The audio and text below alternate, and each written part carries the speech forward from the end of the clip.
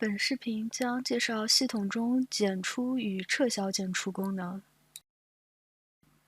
在文件默认状态下，可以通过右键菜单进行检出操作。检出时会顺便下载该文件。检出以后，列表上可以看到检出时间和检出人，同时下方的版本列表也会有一条新的版本记录。点击更多按钮可以进行预览、下载、添加标签、上传本地批注的操作。检出的文件无法被他人进行检出、附加文件、改变状态等操作。检出的文件可以看到右键菜单，大部分功能都会被禁用掉。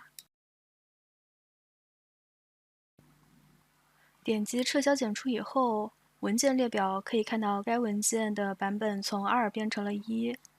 下方的版本列表中更新后也显示只有版本1。检出和撤销检出都可以进行批量操作。已归档流程中已检出的文件是无法再被检出的。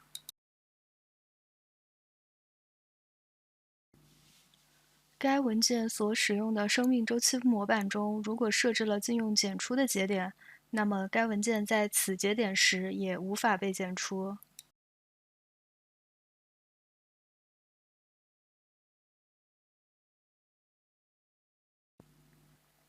禁用检出的节点会在生命周期节点的节点名前面展示一个禁用检出的图标。